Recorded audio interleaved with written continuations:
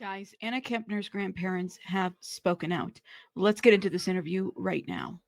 For the first time, the grandparents of 18-year-old Anna Kepner, who died on a Carnival Horizon cruise ship earlier this month, breaking their silence. I just screamed. I couldn't stop screaming. Barbara and Jeffrey Kepner were on board the 7-day cruise in the Caribbean with their son, his wife, and their grandchildren, enjoying time as a family. Anna staying with her brother and stepbrother in a stateroom, seen here. Do you remember the last time that you saw Anna? So the grandparents were also on this ship. I mean, it was a family thing, guys. We had dinner. Anna wasn't feeling well. She just said, Mima, I think I'm going to go back to my room for a little bit. And she must have felt better because she got dressed up and she came down. We were playing in the casino. She didn't win anything. And she said, Mima, I love you guys. I'll see you later.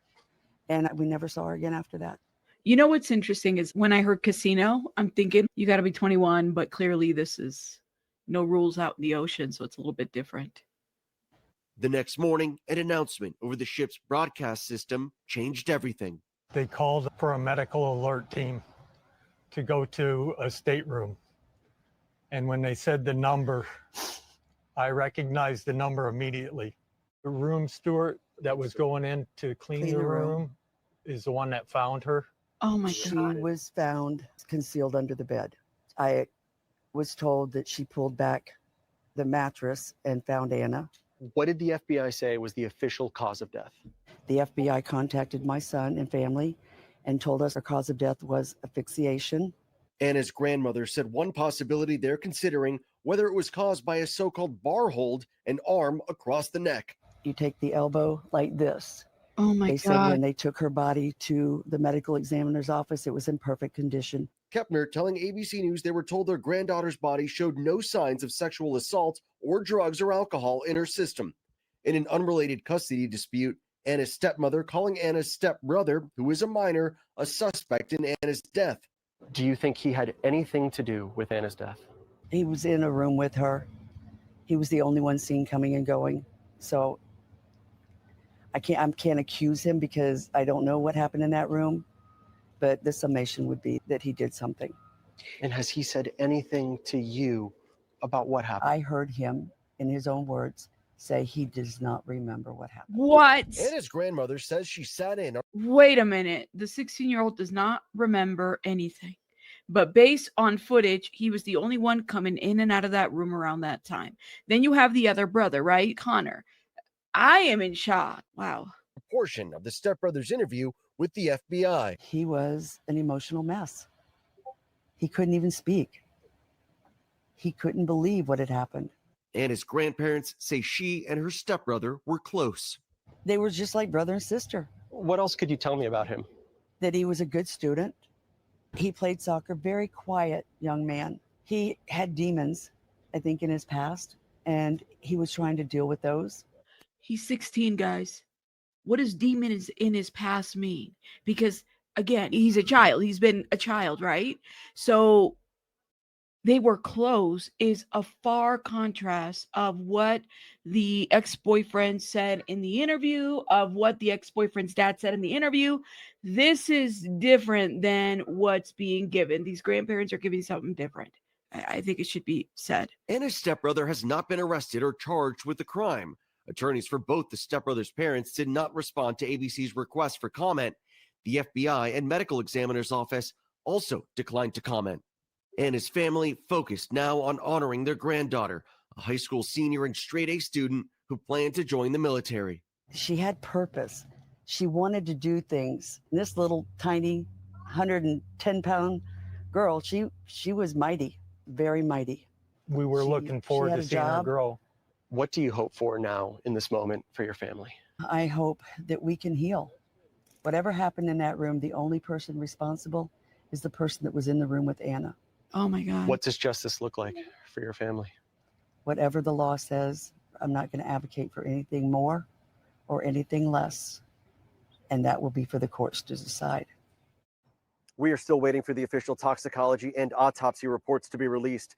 Barbara and Jeffrey still don't know exactly what happened in that stateroom.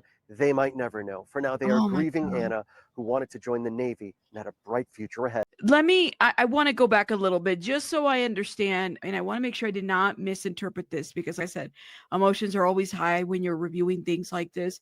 Again, I wanted to understand the dynamics. So it's with their son. So these are these are Christopher Kepner's parents. Okay. They're the ones that were also on board. Right? It sounds like it was a whole family event. And I go back to, and I will say it again and not blaming, but I do wonder, one of the family members is feeling sick. Grandma heard her say, I'm feeling sick. I'm not feeling well. Why didn't they go back and check in the room to see if she was okay? Were they that far apart from each other? What happened? I just can't really figure this out. Now, let's see what the article says. Even more baffling and heartbreaking, her grandparents said in an interview with ABC News. Grandma says, we were having a great time. Grandma Barbara Kepner recalled of the trip. I couldn't fathom why anyone would want to harm my baby, she says. They say, we're looking forward to seeing her grow. This is what grandfather said. The cruise itself wasn't what made me excited. It was the fact that I was going to get to spend another week with my youngest son and his family and all the grandchildren. The FBI on Sunday continued to decline to comment on this case. No such thing as big steps. The Kepners, their son, his 3 children, including Anna, his wife, and her children from a previous marriage, took the trip together. It was to be a new tradition they were looking forward to keeping. Jeffrey Kepner said the 3 generations had 3 staterooms on the ship. The 2 younger girls stayed with the parents, and then the 3 teenagers, they decided amongst themselves they wanted to stay in the room together. But we had a larger room, and we made it very clear that at any time, if they weren't getting along, they didn't want to be together, we had an extra bed in our room that they could come to, says Barbara Kepner. So there was an extra bed. The Kepners painted a picture of a happy group where familial ties reach further than blood. There's no such thing as steps for siblings. It's all family. It's a blended family, yes, but that's not how our family is, Jeffrey Kepner said. Our dynamics is we're all just a family. When Anna's father remarried, the Kepner said they gained 2 new grandchildren. I love them, just like I've loved the rest of my grandchildren. They called us Mima, Peepaw, told us that they loved us, Miss Kepner said. They were just like brother and sister, Barbara Kepner said, of the stepbrother now called the suspect in Anna's death. According to court paperwork filed by his mother and Anna's father in an unrelated manner. Anna's grandmother described the 2 teens as having been 2 peas in a pod. I know that those 2 kids cared about each other in the right way, Barbara Kepner said. I don't know, man. I'm sorry. I'm just going to say something that's going to be very unpopular. I don't think Miss Barbara Kepner, in my opinion, was probably around enough to even see what situations were happening here. Okay. Or maybe she was. I don't know. Did they all live in a big house and they all treated each other with respect, or they just happened to get together for this vacation? It just doesn't make sense to me. I'm just going to be very honest with you. A teenager does not go from everything's normal all his life. And you know what? Barbara Kepner even says this. He surpassed his demons. Mrs. Kepner, did you know what demons those were? Because for her to say that, when a child says to you, I've surpassed my demons, and they're only 16, what does that mean? I can understand an adult saying that. I just have a different view of it when a child says, I've surpassed my demons. What does that mean at the age of 16 when they're just getting their life started? That would have been the biggest red flag for me, but let's keep going. I know that those 2 cared about each other in the right way. And notice how grandma says in the right way. Why? Possibly because she's been hearing other people in the family speak out about the fact that this situation with the stepson was not normal. That's what it's given to me. Okay. Barbara Kepner said, I can't accuse him because I don't know what happened in that room. To me, in my opinion, I feel Barbara Kepner is taking the stance because she's being protective of Christopher as well, right? Of any decisions that might have made. And it's crazy to me that here's a picture of Anna Kepner getting ready in the same room. Was this the same room that she was found in? This is not okay, y'all. It's not. Anna's grandparents said authorities told the family that the stepbrother, according to security cameras, was the only one seen going out from the room he'd been sharing with Anna. Kepner says she couldn't understand why anyone would do such a thing to Anna and wants to see justice done. That will be for the courts to decide, Kepner said. Okay, so they get into the autopsy. I couldn't stop screaming. The last night her grandparents saw her alive, her dental braces had been bothering her at dinner. Barbara Kepner said, but Anna was still determined to join the fun. She just said, Mima, I think I'm going to go back to my room for a little bit. I don't feel well, because she got dressed up and came down. We were playing in the casino and she sat down and played $20 and she didn't win anything. She said, Mima, I love you guys. I'll see you later. Mrs. Kepner said she popped in and out to check with us. So she says here, she popped in and out to check in with us, and we never saw her again after that. How come she was popping in to checking in on them and not them checking in on her? I don't know. The next morning, Jeffrey Kepner said that he was buying bingo cards when a medical alert blared over the ship loudspeaker. He recognized the room number. I went blank. Jeffrey Kepner said, I was hoping that it was something minor. Instead, what he saw when he walked in haunts him. I still wake up seeing that. Anna's body was discovered by a room attendant concealed under the bed, and there were bruises on the side of her neck, according to the Kepners and a security source briefed on the investigation. When her son, Anna's father, entered the room, Barbara Kepner said all he had to do was look at her and he knew she was gone. And then my husband got there and pulled him out of the room. And as he said, they cannot see what they saw. Then her husband came to tell her what had happened. Oh my God. I knew when he walked in the room, something was wrong, Miss Kepner said. The last I can remember for probably hours that morning is I just screamed. I couldn't stop screaming. The utter shock of the situation has left much room for grief, the Kepner said. It has made them crave understanding and rack their brains for clues. Okay. Those are the questions that we've been asking. What did we miss? Mr. Kepner said. That's the question. There was a lot of missing here. That's the thing, is that there was some stuff that they missed. Barbara Kepner said that she thought Anna would have told her if she had any concerns about her safety. With my grandchildren, I have one rule, and it's the only rule I have with all of them. You'd be truthful with me, I'll be truthful with you, and we'll figure this out, Kepner said. She said on the ship, the stepbrother told her in his own words, say he does not remember what happened, she added. Okay, let's do this again. I believe to him that is his truth. No, not grandma. The stepbrother was questioned along with the other family members by law enforcement, who also pored over the ship's security camera footage and access card swiped to get a picture of who was there at various times prior to the death, according to the Kepner family. And a security source briefed on the investigation.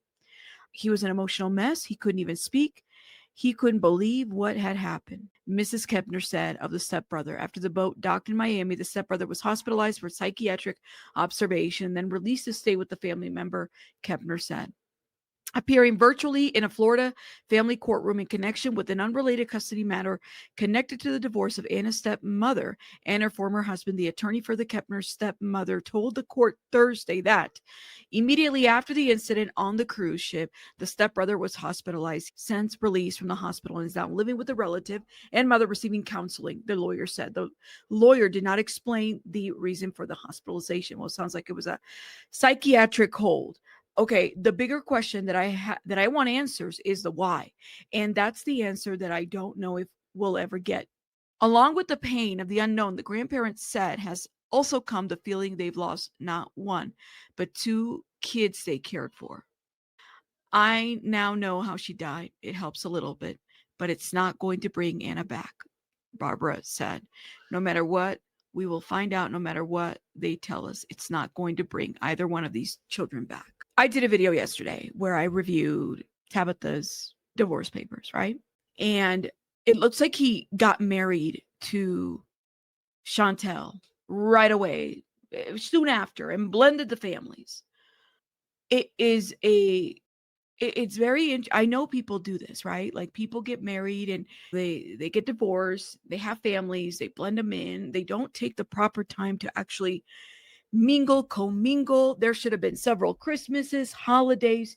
get-togethers, vacation before, integration of the family time before truly feeling like, all right, well, everybody's safe. We're all family. You're part of the family. I'm your Mima. It just shouldn't be as immediate as this because you don't know. And so when I hear Barbara in her own words say he had a dark past and his demons were from before. He surpasses demons. I think that was a direct quote. As a 16-year-old, I'm like, it's not normal. No, it's not. It would want to make me want to know, what demons are you talking about? If you're going to welcome somebody in your family, you need to have a good understanding of what that psychiatric mental health life looked like for every child, what trauma triggered that for these children before integrating, right? Let me give you guys a good example. I've seen people that really love their pets. And when they're about to bring a new pet in the environment, they don't just bring them together. At least that's not what you're supposed to do. You're supposed to slowly integrate them. Same with fish, right? You got to get the water level the right way, temperatures and everything. You got to make sure everything's mixed in. You don't do an integration like this without really doing some research behind the family history, social history behind a family, because you just don't know what you're going to get.